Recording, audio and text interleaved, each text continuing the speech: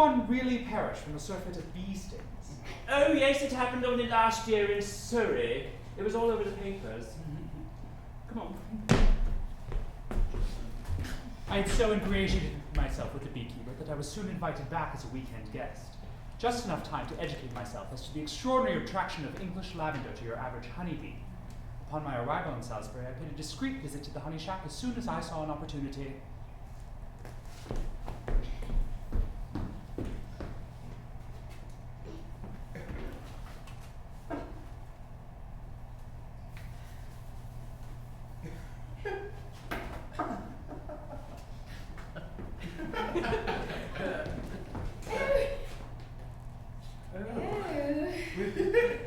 Do pardon me. Miss Phoebe Dicewith, I presume? And you are? Mr. Navarro. My brother tells me you are a cousin. Yes, my mother was Sibella Dicewith. Forgive me, I don't recall ever hearing of her. Shall I tell you why? I wish you would. You see, my father was considered unsuitable because my mother married for love and not for money or property. They cut her off? Without a shilling, they ever after behaved as if she or I had never been born. Why, Mr. Navarro. I warned your brother you may not care to receive me. On the contrary, I am most intrigued. What a beautiful story. Horrid, yes, I'm certain, but still beautiful. She dared to marry for love.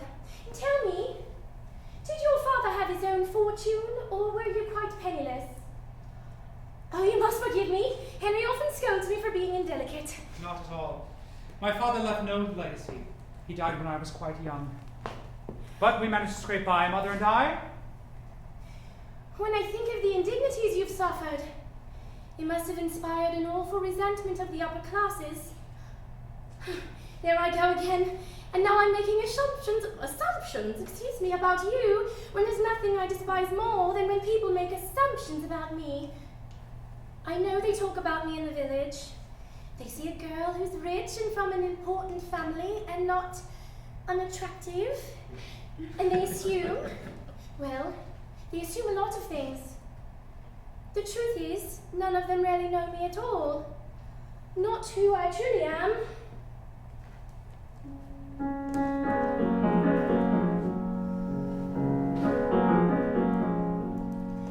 An oyster shell itself is unassuming, but look inside, you'll find a pearl. A man who otherwise is unpresuming may share the same blood as an earl. Do not dismiss all men of those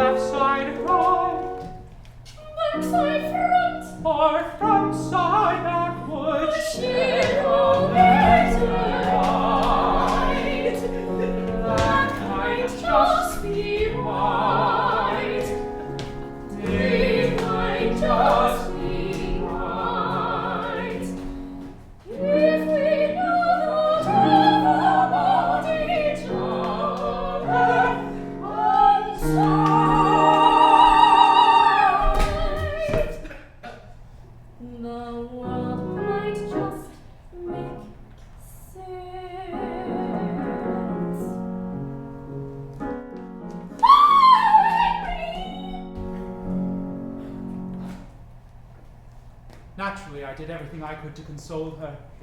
I must admit that at the funeral it did occur to me that should I achieve my goal of becoming Earl, I could find no finer woman to be my countess than Miss Diceway. Needless to say, I was greatly relieved that, as a woman of my own generation, she did not succeed me in the line of succession.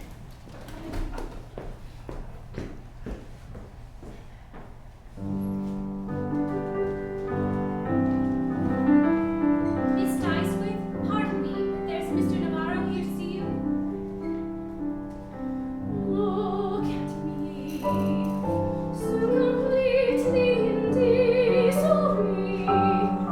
barely able to face the day.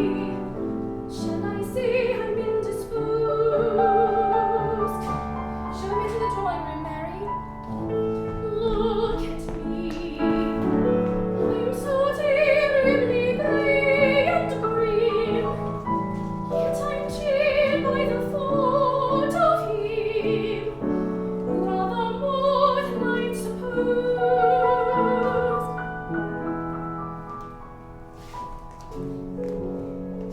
Henry had a great admiration for you, Mr. Navarro. He thought you the gayest person he had ever met. No one could help loving him. Henry was not a perfect man, but I was deeply devoted to him, and I am afraid now I am at somewhat of a loss. It is a short ride from London, should you need anything. Anything